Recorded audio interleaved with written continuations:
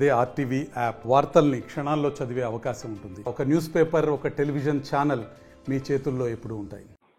ఒక పెద్ద ఆయన లక్ష్మీరెడ్డి ప్రెస్ మీట్ పెట్టి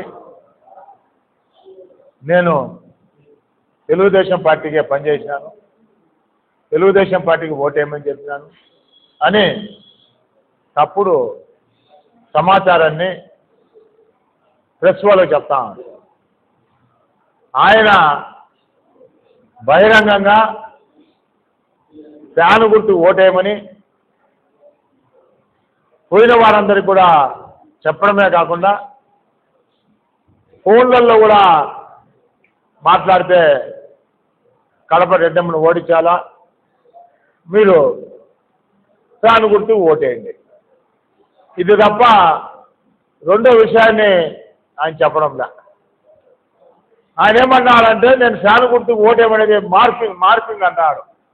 టెక్నాలజీ పెరిగింది మార్పింగ్ అన్నాడు. సరే ఓకే, టెక్నాలజీ పెరిగింది మార్పింగ్ అనుకుంటాం.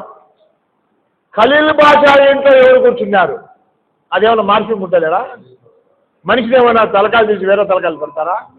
నువ్వు పోతివి, నీ కొడుకుపై కూర్చుంటుంది, వాళ్ళ మీటింగ్లలో పాల్గొంటుంది. అమ్జద్ బాషా ఇంట్లో డిప్యూటీ సీఎం గారి ఇంట్లో కూర్చొని నీవు మద్దనాలు సాగిస్తుంది. కడప రెడ్డమ్మని ఎట్లా ఓడించాను?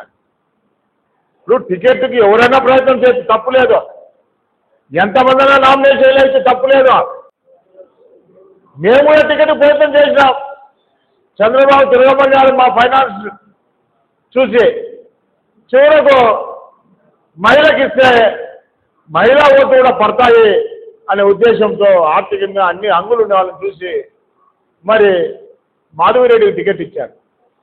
కడప ఎయిర్పోర్ట్లో అందరి సమక్షంలో మాధవిరెడ్డి గారి ఇన్ఛార్జ్ మాధవిరెడ్డి గారి టికెట్ ఇచ్చినాను, అందరూ కలిసి కట్టుగా పనిచేసి గెలిపించుకొని రామని చెప్పి అందరి ముందరే చెప్పినాను.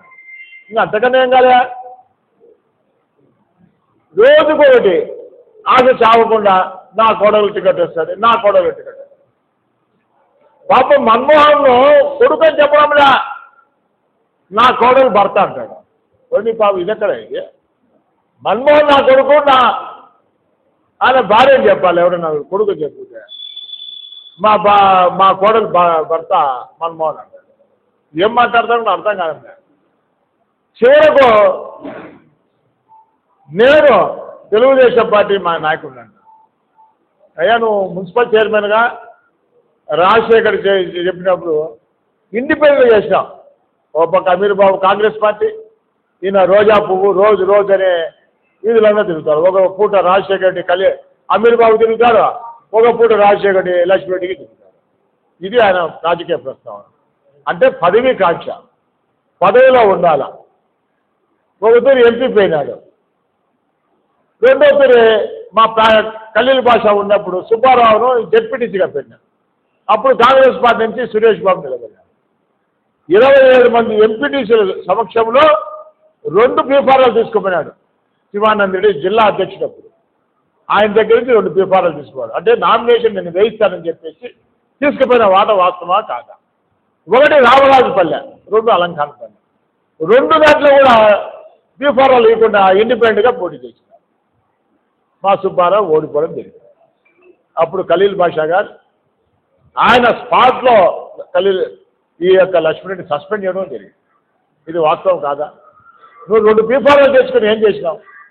అవతల వాళ్ళతో కుమ్మక్కై ఇక్కడ పీఫారాలు వేయకుండా మా పార్టీ అభ్యర్థి సుబ్బారావు గారు జెడ్పీటీసీ ఓడిపోయేదానికి నువ్వు సహకరించినావు.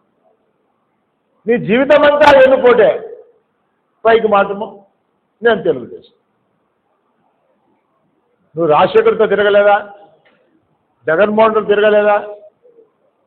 ఏ ఎలక్షన్లో మర్యాదగా చేసినావు నువ్వు? ఎవరు కనపడితే వాళ్ళ దగ్గర డబ్బులు పొందడం, ఈ పని తప్ప నీకు ఎవరైనా పని ఏమన్నా ఉందా? అదేవిధంగా 2019 నుంచి 2024 మేము ఎవరైనా ధర్నాలు చేస్తా ఉంటే, ఎక్కడైనా రాష్ట్రంలో చేస్తా అంటే ఆ వీధిలో పోయేటప్పుడు కాపాపోతా ఉంటాడు. 30 ఏళ్ళ సీఎం జగనయ్యో మీరు జైలుకు పోతారు జాగ్రత్త, ఇక మీకు చదువు అన్నాడు. ఏమైనా వస్తాడో చేయమనుకుంటారా? ఇది ఎడకాలంగా మాట్లాడతాడు. ఏ రోజైనా నీవు ఒక ధర్నాలో పాల్గొన్నావా, ఒక రాస్తారోకలో పాల్గొన్నావా, ఒక స్టేట్మెంట్ ఏమైనా ఇచ్చినారో మేము అడుగుతాను.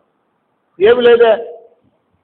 ఎప్పుడు కూడా రాజకీయ లబ్ధి పొందాలా, ఏ రాజకీయ పార్టీ ఆ రాజకీయ పార్టీ లబ్ధి పొందాలని నువ్వు తిరిగినోని తప్ప నీవు పార్టీలు మార్చుకుంటూ తెలుగుదేశంలోకి వచ్చినావు. ఈరోజు గవర్నమెంట్ వచ్చింది, నేను తెలుగుదేశం అంతా.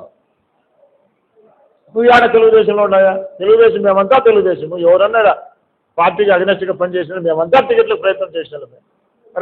రాకపోతే తెలుగుదేశానికి చేసినాం. ఇళ్ళలో కూర్చొని రాజకీయంగా తిరగకుండా, ఓటేమని చెప్పకుండా రోజు మీటింగులో నువ్వు రా. ఎప్పుడు తిరగలే ఇల్లంతా. ఇప్పుడు కండువాలు వేసుకొని మేము తెలుగుదేశము, మేము పార్టీకి పనిచేసినాము. ఇవన్నీ రికార్డ్ ఎవిడెన్స్. దయచేసి జీవితంలో ఎప్పుడైనా సరే ఏ పార్టీని నమ్ముకుంటే ఆ పార్టీకి పనిచేయి, అంతేగాని వెన్నుపోటు రాజకీయాలు మానుకో. ఈరోజు కడప రెడ్డమ్మని గురించి మాట్లాడు. నువ్వేం చెప్పినావా? కడప రెడ్డమ్మను ఓడించి చంద్రబాబు చెప్తాడు నేను ఓడించినా. అది అందరికీ తెలుసు, జగమని సత్యం. దాని గుర్తు పోయి ఓటేమని చెప్పింది కూడా నాతోనే చెప్పినాడు, నేను ఓడిస్తా కడప రెడ్డమ్మని. నీవు కాదు కదా, మీ నాయకులు కూడా కాదయా. సునామీ వస్తా ఉంది, ఎవరు నిలబడా గెలుస్తుంది. నీ కొడ నిలబడా గెలుస్తుంది, నేను నిలబడా గెలుస్తుంది. ఎవరు నిలబడా గెలుస్తారు? నువ్వు ఓడించేది, నిన్ను ఓడిస్తారు అందరు కలిసి. కాబట్టి రాజకీయాల్లో మరిన్ని వీడియోస్ కోసం ఛానల్ ని సబ్స్క్రైబ్ చేయండి. లేటెస్ట్ అప్డేట్స్ కోసం వాట్సాప్ ఛానల్ ని ఫాలో చేయండి. అండ్ లింక్ డిస్క్రిప్షన్ లో ఉంది.